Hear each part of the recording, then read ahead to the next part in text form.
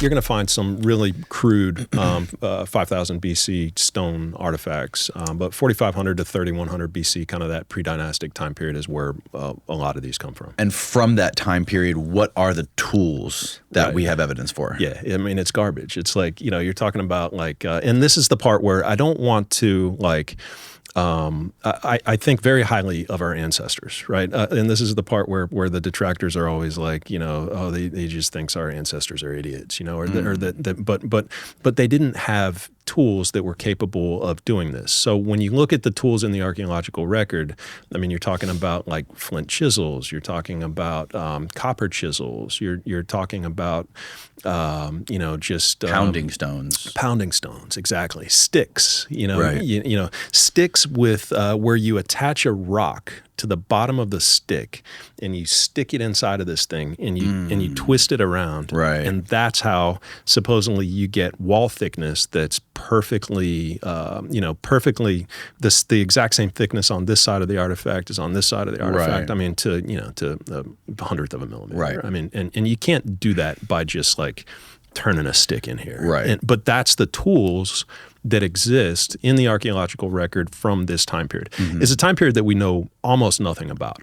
So, and it's the hardest stones on Earth, and it's the hardest material on Earth to work with. And so it's like you talked about the pyramids. It's like the oldest stuff always seems to be the best. It always seems to be the most precise, and it's like you go back and you look at ancient Egypt and the structures that were built and the pyramids that were built. The oldest stuff is always the best.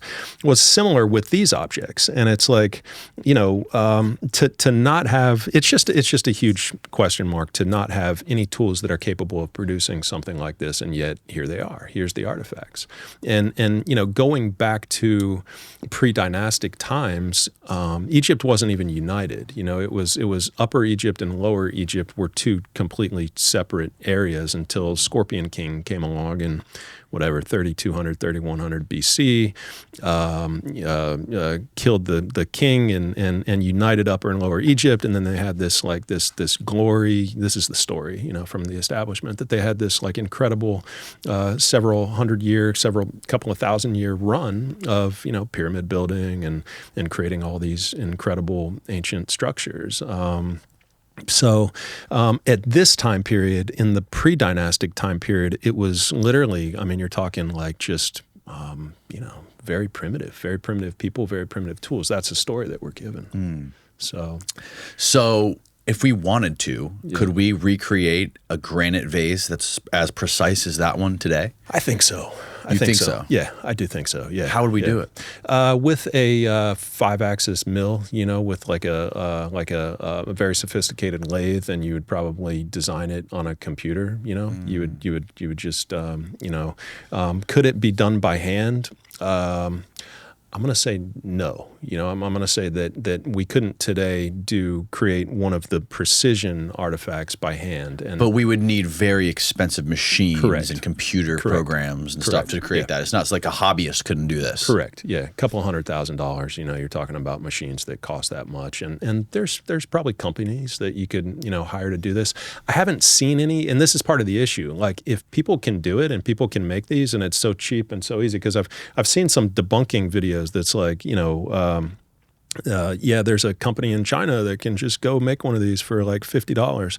Well, nobody's doing that. Like you don't see that. Is there any videos of people making these? Right. No. And there's no evidence that they exist, So and when you look at the market and you're studying the market like I did in 2023, you look at the inventory that's there and available online. It's not like there's like a plethora of new artifacts coming online at all times. Like right now, if you go out and you try to buy some of these, you're not going to find any. Like there's none available right now.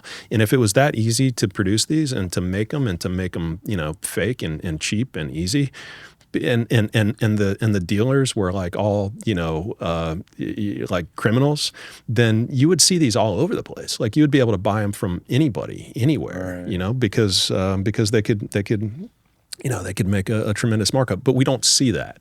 And we don't see duplicates. That's the other thing. We don't see like the same artifact produced twice ever. You don't. That's not a thing. So it's not as if all of these are so different. Yeah, man. Yeah, totally. And like this one, they don't have flat bottoms. They spin. Right. Right.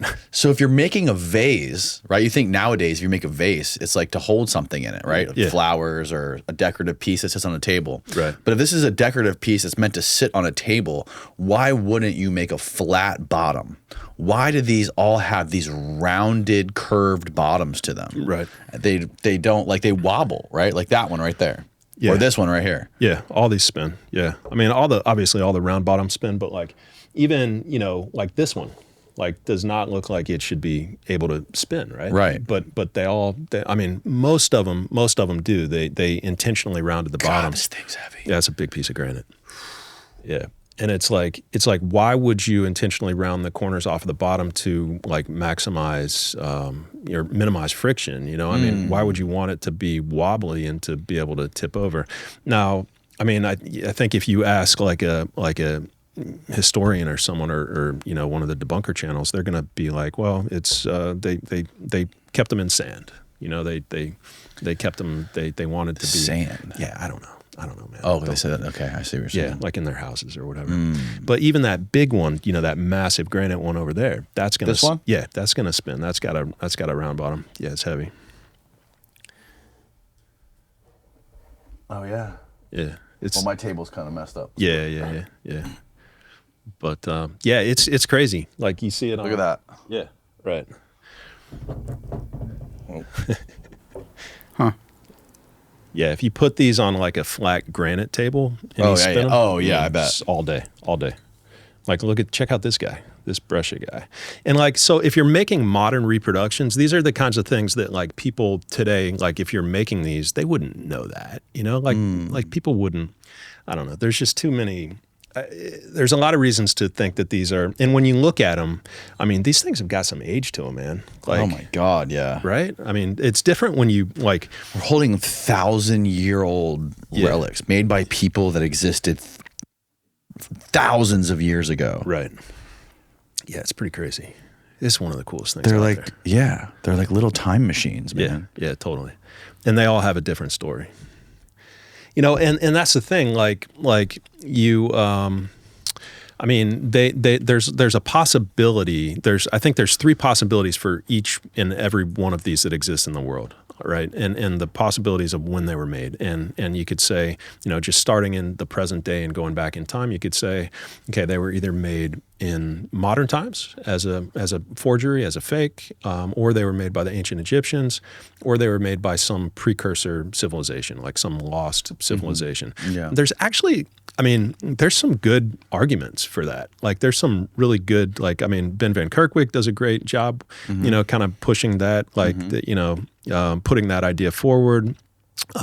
You don't see them after like 2200 BC, pretty much. Like you don't see any of these hardstone vases after 2200 anywhere. BC. Yeah, like the intermediate period, like after the right. Yeah, you don't see, like that's kind of when Egypt fell into like this like despair. It was like a tough time for them. And then they came out like 100 years later. But you don't see any after that. And there's a question as to whether or not you see any of them after 2650 BC, which is when Dozier or Zhozier, nobody really knows how to pronounce his name, but the step pyramid guy, the guy that buried himself underneath the step pyramid with like 40,000 of these things. There's a question as to whether or not we really, if they make any of them after that point in time.